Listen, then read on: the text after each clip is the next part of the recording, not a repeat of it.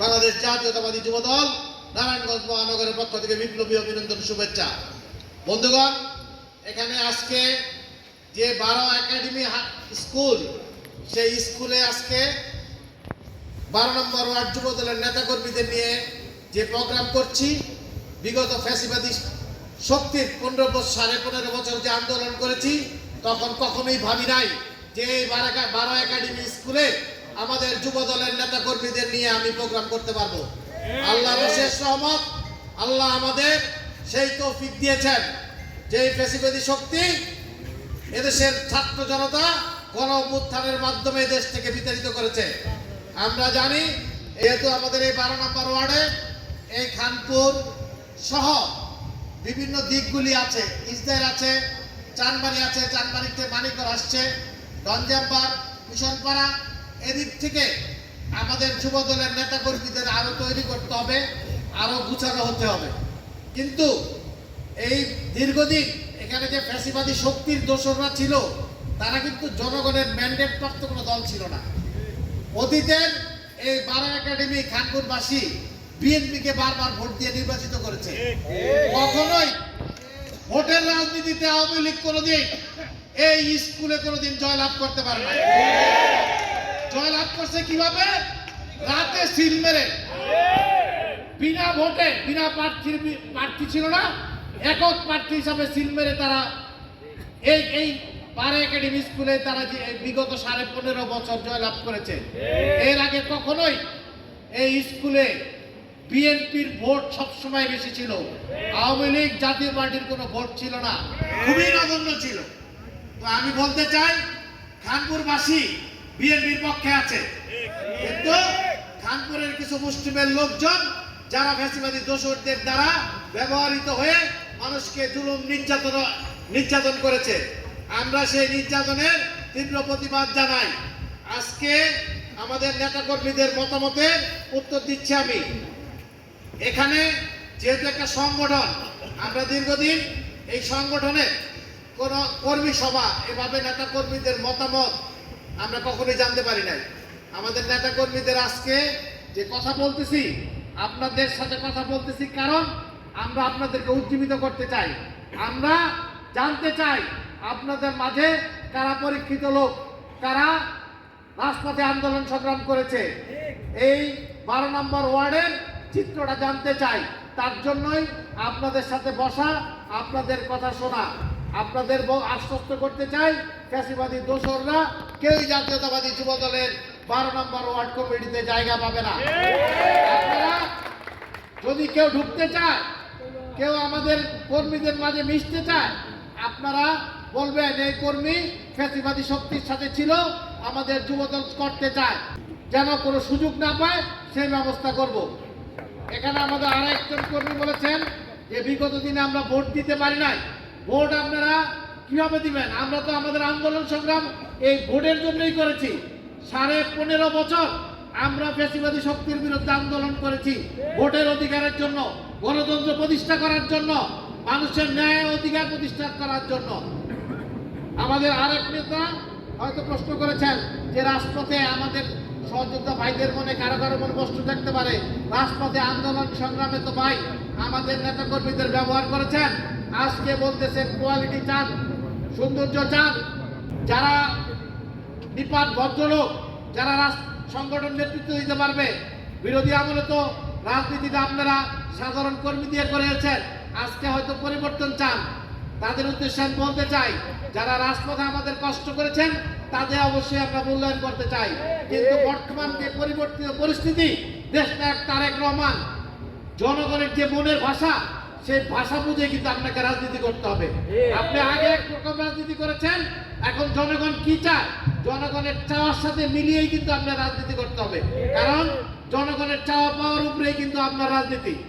আপনারা ফ্যাসিবাদী দোসররা যেই ধরনের রাজনীতি করেছে, জুলুম, নির্যাতন, হত্যার মাধ্যমে, সেই ধরনের রাজনীতি করার সুযোগ বাংলাদেশ জাতীয়তাবাদী যুবদলে নাই।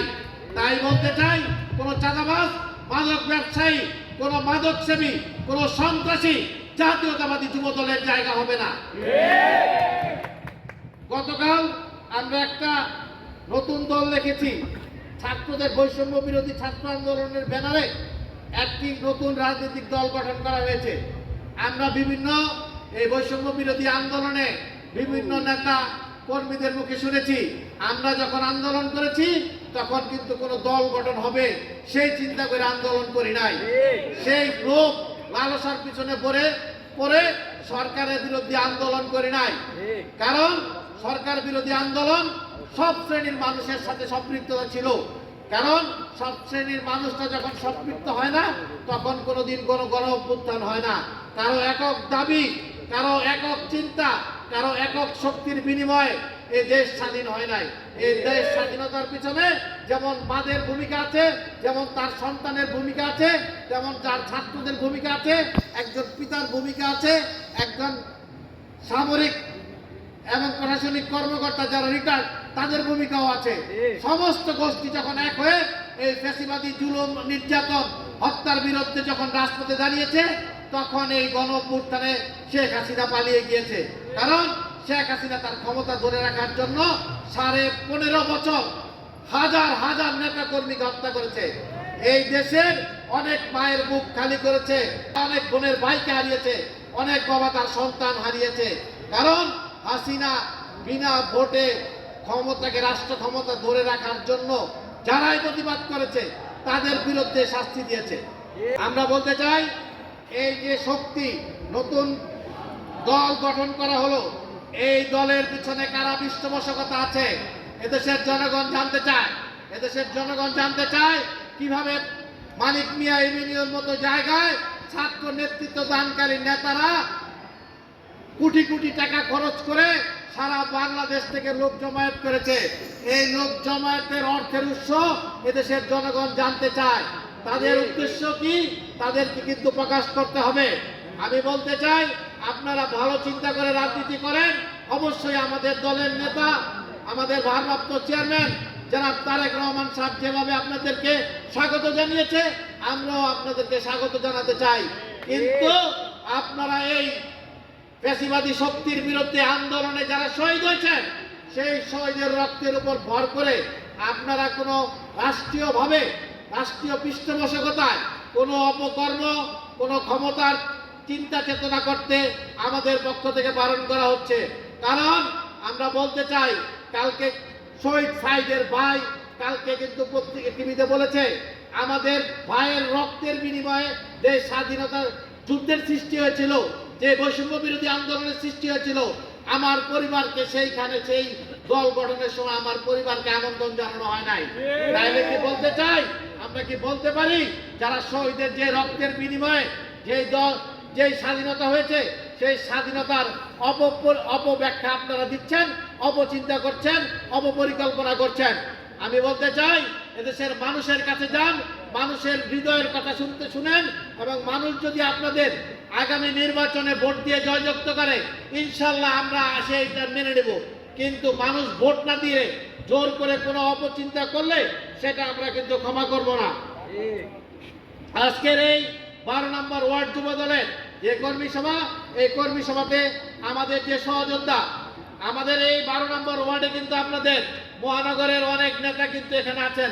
এই খানপুর এলাকায় কিন্তু দুইজন যুগ্ম আহ্বায়ক আছেন, আব্দুর রহমান এবং সজীব সহ, যারা আজকের এই প্রোগ্রামে কষ্ট করেছে। আরিফ, সাইন শরীফ সহ সমস্ত সহযোদ্ধা ভাইদের আমি আমার ব্যক্তিগত পক্ষ থেকে, বাংলাদেশ জাতীয়তাবাদী যুব দল নারায়ণগঞ্জের পক্ষ থেকে আপনাদের প্রতি শুভেচ্ছা রইল। সংগ্রামী সাথী বন্ধুগণ, আমরা প্রতিমূর্তি একটা কথা বলি, আমাদের নেতা তারেক রহমান যেভাবে চিন্তা করবেন, তারেক রহমান যেভাবে চাবেন, সেভাবে কিন্তু ভাই আপনাদের রাজনীতি করতে হবে। আপনারা, আমি কেউ কিন্তু এই দলের বাইরে না। এই দলের প্রধান তারেক রহমান সাহেব এদেশের মানুষের সেন্টিমেন্টকে ধারণ করে মানুষের হৃদয়ের কথা বোঝার চেষ্টা করছেন। আপনি আমার সবাই কিন্তু মানুষের হৃদয়ের কথা বুঝতে হবে, মানুষের পাশে থাকতে হবে, মানুষের বিপদ আপদ সুখ দুঃখে মানুষের কাছে যেতে হবে। আপনি খবর নেবেন আপনার পাশের বাড়ির ভাই কি ঠিক মতো আছে কিনা, সে ভালোভাবে চলতে পারছে কিনা, এইসব খোঁজ খবরও আপনি নেবেন। আপনি যদি তাকে টাকা দিয়ে না উপকারও করতে পারেন, কথা দিয়েও অন্তত তাকে আপনি কনভিন্স করার চেষ্টা করবেন, তার প্রতি সহানুভূতি জানাবেন। কারণ আগামী দিনে আমাদের নির্বাচনে জনগণের ভোটের মাধ্যমে কিন্তু জয়লাভ করতে হবে। জনগণের ভোটের বাইরে আমাদের নেতা তারেক রহমান অন্য কোনো চিন্তা কোনোদিন করে নাই, করবেও না। কারণ আমাদের নেতা তারেক রহমান বারবার বলছেন, আপনারা জনগণের কাছে যান, জনগণের হৃদয় জয় করেন এবং আগামী নির্বাচনে জনগণের ভোটের অধিকার প্রয়োগ করে যাকে নির্বাচিত করবে সেই আপনাদের আগামী দিনের নেতা হবেন। আমি বারবার বলতে চাই, আপনারা জনগণ এবং জনগণের কল্যাণে কাজ করবেন। আমাদের সহযোদ্ধা ভাইরা যদি কষ্ট পায়, তাদের বলতে চাই, আপনারা নিজেদের পরিবর্তন করেন। আপনারা মানুষের চাওয়া পাওয়ার উপরে নির্ভর করে আপনাদের রাজনীতি হবে। কারণ রাজনীতি হচ্ছে মানুষের সেবা করা, দেশ সেবা করা, মানুষের সেবা করা, মানুষকে নির্যাতন করা রাজনীতি না। বাংলাদেশ জাতীয়তাবাদী দল আগামী দিনে যে সমস্ত কর্মকাণ্ড 31 দফা নিয়ে এই জনগণের কাছে যাওয়ার জন্য তারেক রহমান সাহেব আমাদের নির্দেশ দিয়েছেন, সেই 31 দফার মাধ্যমে এই সমাজকে সুন্দরভাবে গণতান্ত্রিকভাবে বিনির্মাণের সমস্ত চিন্তা চেতনায় 31 দফায় আছে। আমরা এই 31 দফা মানুষের কাছে দাঁড়ে দাঁড়ে পৌঁছে দিব এবং আগামী দিনে যে রোজ রমজান আজকে থেকে শুরু হচ্ছে, এই মাহে রমজানে সবাইকে রমজানের শুভেচ্ছা জানাচ্ছি। আমাদের নেতা তারেক রহমান, আমাদের নেত্রী দেশনেত্রী বেগম খালেদা জিয়া, আমাদের আদর্শের জনক শহীদ রাষ্ট্রপতি জিয়াউর রহমান এবং শহীদ রাষ্ট্রপতি, এই তিনজন ধাপ বাই ধাপ এদেশের কিন্তু নেতৃত্ব দিয়েছেন। আমাদের নেতা শহীদ রাষ্ট্রপতি জিয়াউর রহমান স্বাধীনতার যুদ্ধের নেতৃত্ব দিয়েছেন, স্বাধীনতা ঘোষণা করেছেন, রণাঙ্গনের নেতৃত্ব দিয়েছেন এবং আমাদের নেত্রী এরশাদ বিরোধী আন্দোলন, আমাদের নেত্রীর হাত ধরেই 90 স্বৈরাচার বিরোধী আন্দোলন মুক্ত বাংলাদেশ হয়েছে। আমাদের নেতা তারেক রহমান শুধু লন্ডন থেকে 15.5 বছর আমাদের নেতৃত্ব দিয়েছেন। সেই 15.5 বছরের নেতৃত্বের ফসল ছাত্র গণতার অভ্যুত্থানের মাধ্যমে এদেশ থেকে ফ্যাসিবাদী শক্তি বিতাড়িত হয়েছে। আমাদের এই নেতার হাত ধরেই আমরা বলতে চাই, এদেশ স্বাধীন মুক্ত বাংলাদেশ, হাসিনা মুক্ত বাংলাদেশ হয়েছে। তাই সবাইকে আজকের এই অনুষ্ঠানে অংশগ্রহণ করার জন্য ধন্যবাদ জানিয়ে বাংলাদেশ জাতীয়তাবাদী যুব দলের প্রত্যেকটি নেতা কর্মীকে আগামী দিনে মানবিক নেতৃত্ব দিতে হবে, এই আশাবাদ ব্যক্ত করে আমি আমার বক্তব্য শেষ করছি। খুদা হাফেজ। বাংলাদেশ জিন্দাবাদ। বাংলাদেশ জাতীয়তাবাদী যুব দল।